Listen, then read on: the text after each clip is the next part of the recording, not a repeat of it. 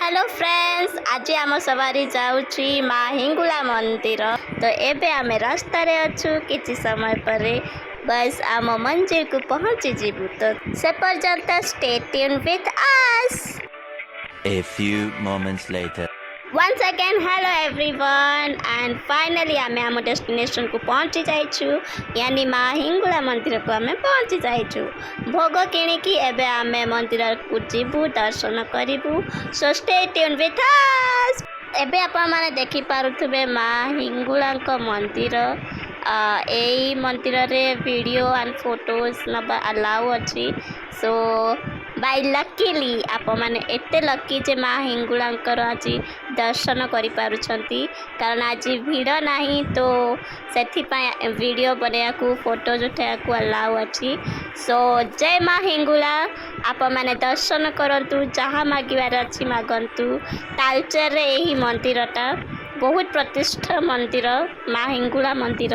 So whenever you want आप माने दर्शन करि पारिबे। सो जय माँ हिंगुला। मु प्रार्थना करिछि कि प्रभु आपंकर समस्त प्रार्थना को पूर्ण करंतु एंड आप माने प्रे करंतु कि मो यूट्यूब चैनल र 1K सब्सक्राइबर जल्दी से कंप्लीट हो जाओ। एंड से सिर्फ माँ हिंगुलांकर नहीं, आप मानकर सपोर्ट भी दरकार। सो जय माँ Hingula. So it's the entire look of माँ हिंगुला टेम्पल एंड आप माने देखि पार्थुवे केते बेहतरीन रूप रे यार कारीगरी करा जाइछि and it's a wonderful temple.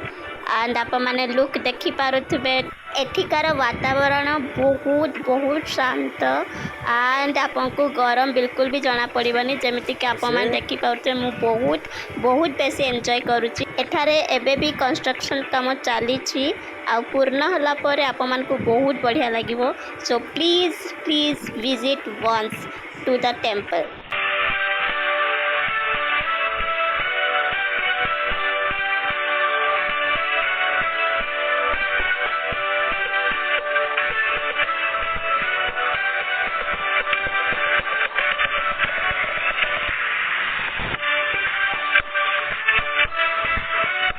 मंदिर बुली सारिया परे एबे आमे जाउछु मो दादांको घर को। केते वर्ष परे देखा करिवु आमे। So very much excited. A few moments later. And finally आमे पहुंची गलु एंड आगे थिए जति माई अजा आई दादा खुड़ी एंड तांको छुआ मान सहित आसला बहुत मजा।